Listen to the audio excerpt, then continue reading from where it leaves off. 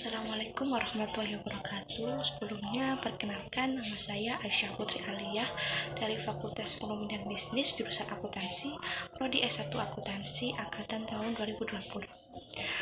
Sebelumnya mari kita haturkan puji dan syukur kehadirat Allah SWT karena saat ini kita masih diberikan nikmat kesehatan dan umur yang panjang sehingga bisa melaksanakan puasa Ramadan. Tak lupa pula kita aturkan salawat serta salam kepada Nabi besar Muhammad Shallallahu Alaihi Wasallam. Allahumma sholli ala Muhammad wa ala ali Sayyidina Muhammad. Kali ini saya akan menceritakan atau berbagi informasi mengenai penyebab eksternal dan internal seseorang melakukan tindak korupsi. Seperti yang kita ketahui bahwa saat ini korupsi telah merajalela di Indonesia, bahkan seperti menjadi suatu kebudayaan yang dilakukan oleh para pejabat, tidak hanya pejabat di kalangan atas, tapi juga pejabat yang ada di kalangan bawah dan masyarakat umum di berbagai bidang. Tentunya hal ini sangatlah memilukan. Hal ini mengakibatkan sumber daya alam yang melimpah tidak lagi menjadi pintu bagi keberkahan hidup dan kesejahteraan bagi masyarakat Indonesia, di mana seharusnya suatu urusan yang bisa diselesaikan dengan mudah dan dalam waktu yang singkat menjadi berlarut-larut.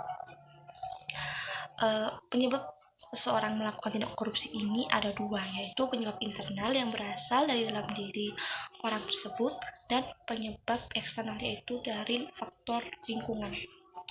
Dari penyebab internal ada 5 faktor, yaitu yang pertama, terlalu mencintai harta. Hal ini sama dengan pernyataan dari Kiai Haji Bisri Mustafa bahwa akar dari segala permasalahan korupsi adalah hub al-dunia, yaitu terlalu berlebihan dalam mencintai dunia, di mana seharusnya dunia sebagai perantara tetapi justru malah menjadi tujuan akhir. Hal ini menunjukkan bahwa manusia telah memiliki tujuan yang salah dalam hidupnya. Sesungguhnya manusia itu hidup di dunia hanya untuk mengumpulkan amal baik yang nantinya akan menjadi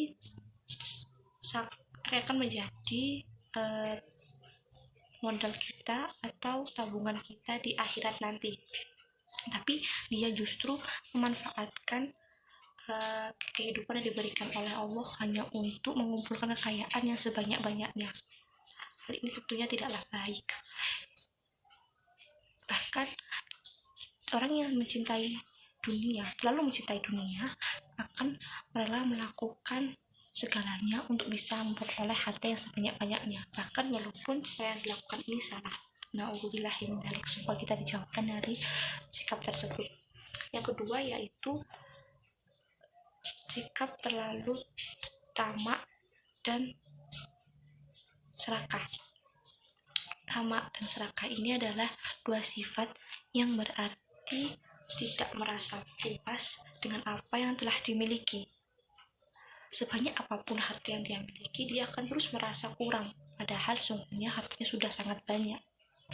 Dia tidak akan pernah puas untuk mencari harta yang sebanyak-banyaknya. Ketiga yaitu sikap konsumtif dan hedonis. Sikap konsumtif ini adalah sikap yang berlebihan dalam membelanjakan dan menggunakan uang yang dimiliki tanpa mempedulikan nasib orang lain. Seharusnya kita harus menggunakan kekayaan yang kita miliki tidak hanya untuk kepentingan kita sendiri, tapi juga untuk membantu orang lain yang membutuhkan. Jika harta yang kita miliki berlebih, tidak membuang-buangnya untuk kegiatan yang tidak penting. Lalu yang kedua yaitu hedonis. Hedonis ini adalah sikap yang menganggap kesenangan dan kenikmatan materi dunia adalah sebagai hal yang utama. Hal ini tentu juga tidak benar, karena kita tahu bahwa kita hidup di dunia ini hanyalah untuk beribadah kepada Allah SWT dan melakukan hal-hal yang positif yang nantinya akan menjadi amal kita untuk bekal ke akhirat nanti. Kedua sifat ini tentulah tidak baik dan bisa memicu korupsi karena mereka ingin memperoleh harta yang sebanyak-banyaknya untuk dihambur-hamburkan untuk melakukan kegiatan-kegiatan yang tidak bermanfaat, lalu untuk memenuhi kesenangan mereka yang tidak akan pernah ada habisnya. Tentunya untuk mencapai itu mereka akan melakukan tindak korupsi. Na'udzubillah min dzalik. Lalu yang keempat yaitu tidak berkurangnya atau tidak adanya nilai kejujuran di dalam diri mereka. Kejujuran adalah suatu batas manusia untuk melakukan hal yang tidak benar. Jika manusia itu sudah tidak bisa jujur, maka dia akan dengan mudah untuk melakukan sesuatu hal yang buruk atau yang salah tanpa merasakan hal yang tidak enak, atau dia bisa merasa bebas melakukan hal yang salah karena rasa jujur ini sudah hilang dalam dirinya. Hal ini tentunya harus kita perhatikan dengan seksama, jangan sampai kejujuran itu hilang dari dalam diri kita. Lalu faktor yang keempat yaitu pemahaman agama yang dangkal. Kita tahu bahwa seseorang yang pemahaman agamanya dangkal, mereka tidak tahu betapa beratnya atau besarnya hukuman atau dosa bagi orang-orang yang korupsi, karena dengan dia korupsi maka dia telah mengambil hak dari orang lain, di mana seharusnya uang itu digunakan untuk kesejahteraan orang banyak, tetapi justru dia gunakan untuk kepentingannya sendiri. Biasanya memang orang-orang yang melakukan tindak korupsi ini pemahaman tentang agama masih kurang. Kemudian kita beralih kepada faktor eksternal seseorang melakukan tindak korupsi, yaitu faktor yang berasal dari luar atau lingkungan seorang tersebut. Yang pertama yaitu adanya kesempatan dan sistem yang rapuh. Kesempatan ini diartikan bahwa seseorang yang bekerja di suatu perusahaan atau lembaga pemerintahan mungkin itu terdapat suatu peluang atau kesempatan yang disediakan oleh tempat dia bekerja untuk bisa melakukan tindak korupsi ini. Hal itu juga berhubungan dengan adanya sistem yang rapuh. Sistem yang rapuh ini terjadi karena kurangnya sistem pengawasan atasan atas kinerja dari karyawannya atau pegawainya. Bisa juga justru atasannya yang mengharuskan pegawainya ini untuk korupsi. Tentunya kita sering menjumpai bahwa biasanya ada juga pegawai yang bertindak korupsi karena mendapatkan perintah atau tugas dari atasannya. Tentunya kita nantinya jika bekerja sebagai pegawai harus bisa menolak tugas atau perintah dari atasan kita yang bersifat keburukan ini. Jangan sampai kita melakukannya. Lebih baik kita dipecat daripada melakukan hal ini, yaitu korupsi tadi. Kemudian yang kedua yaitu faktor budaya.